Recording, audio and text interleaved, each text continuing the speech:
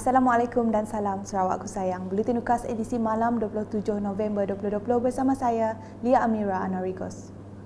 Tumpuan berita, Kerajaan Sarawak telah memperuntukkan dana sebanyak 49.5 juta ringgit pada tahun ini bagi membekalkan 35,534 tangki air di seluruh negeri dalam usaha membantu masyarakat yang terjejas bekalan air, terutamanya pada musim kemarau.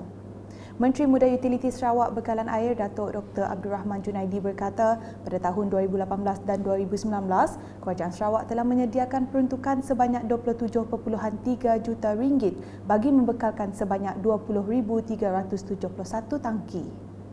Pada tahun 2018 dan 2019, sebanyak 20,371 unit tangki ini telah pun diedarkan ke seluruh negeri.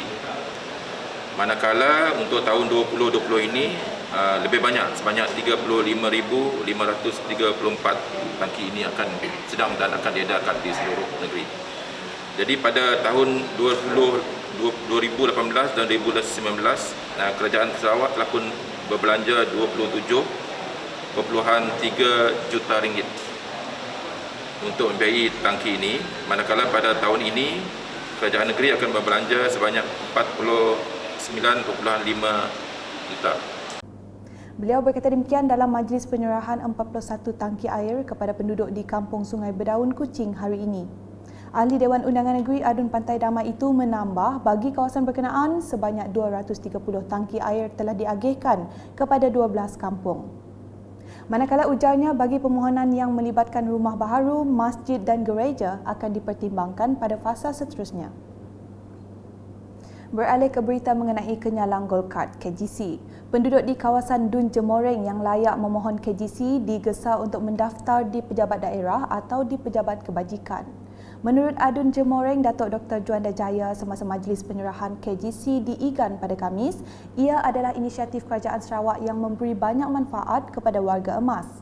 Majlis tersebut telah menyaksikan penyerahan KGC kepada 155 orang penduduk di kalangan Kampung Sekerang, Kampung Tengah, Kampung Pulau, Kampung Baru Ismail dan Kampung Baru Dagang Igan.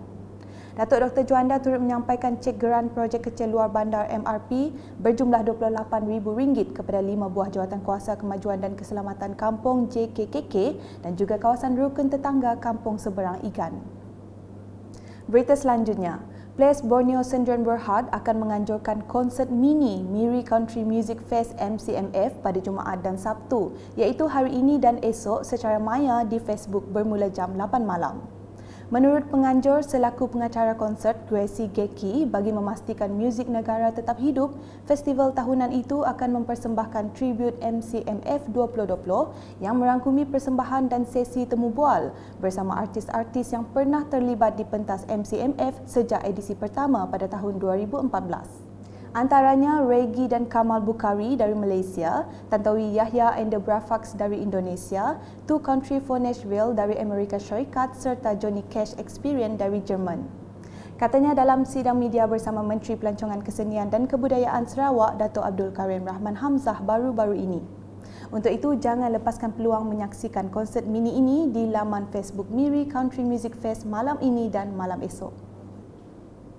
Berikut pula, SSC Madzani Elias Muhammad Salahuddin Cik Ali telah dilantik menjadi Ketua Jabatan Siasatan Jenayah Negeri Sarawak KJSJ yang baru menggantikan pemangku KJSJ Sarawak ACP Zulfikar Muhammad Ghazali. Menurut Pesuruhjaya Polis Sarawak Datuk Aidi Ismail, pucuk pimpinan atasan telah mengenal pasti prestasi, kemampuan dan kebolehan KJSJ yang baru itu. Justru Datuk Aidi yakin beliau dapat menjalankan tugas melalui pengalaman sepanjang kerjaya beliau sebelum ini. Pengalaman dan pengetahuan sepanjang perkhidmatan beliau akan memberi kelebihan kepada beliau untuk menjalankan tugas tahun ini nanti. Saya berharap agar semua ketua jabatan, ketua daerah khususnya pegawai terus dan pegawai kanan Jabatan Siasatan Jenayah Kota Sarawak akan memberi kerjasama sepenuhnya kepada Senior Sekretari Komisi Polis Madzani untuk menerangi jenayah seterusnya, mengurangkan kadar jenayah indeks di Sarawak ini. Berikut menurut beliau ketika berucap selepas menyaksikan majlis serah terima tugas jawatan KJSJ Negeri Sarawak di Kuching hari ini. Sementara itu, bercakap dalam sidang media pula, Dato' Aidi memberitahu Sarawak setakat ini tiada ancaman dari segi penyeludupan bersenjata, namun perkara tersebut tidak akan dipandang ringan seperti yang berlaku di sempadan Malaysia-Thailand baru-baru ini. Oleh yang demikian, katanya, Polis Diraja Malaysia PDRM Sarawak telah memiliki pasukan khusus bagi melaksanakan ops benteng. Dan kita akan terus pastikanlah anggota-anggota kita buat kawalan sempadan ini bersiap sedialah dengan apabila ancaman yang mungkin berlaku. Selanjutnya, laporan harian COVID-19. Perintah Kawalan Pergerakan Pemulihan PKPP akan dikuatkuasakan di seluruh Sarawak bermula 28 November 2020 iaitu esok setelah Perintah Kawalan Pergerakan Bersyarat PKPB ditamatkan. Menurut kenyataan media Jawatankuasa Pengurusan Bencana Negeri JPBN Sarawak hari ini, pengoperasian bagi pusat hiburan seperti kelab malam, karaoke dan refleksologi masih tidak dibenarkan. Manakala lain-lain sektor dibenarkan untuk beroperasi dengan pematuhan prosedur operasi standard SOP yang telah dikeluarkan dan masa operasi adalah dari jam 6 pagi hingga 12 malam. Sementara itu, kenyataan tersebut juga memaklumkan Sarawak pada hari ini tiada kes positif baharu dicatatkan. Sekian edisi malam bersama saya Lia Amira dan kru penerbitan. Berita lebih lanjut boleh didapati di semua platform media sosial UKAS termasuk portal ukas.sarawak.gov.my dan pastikan anda subscribe UKAS channel di YouTube. Salam UKAS.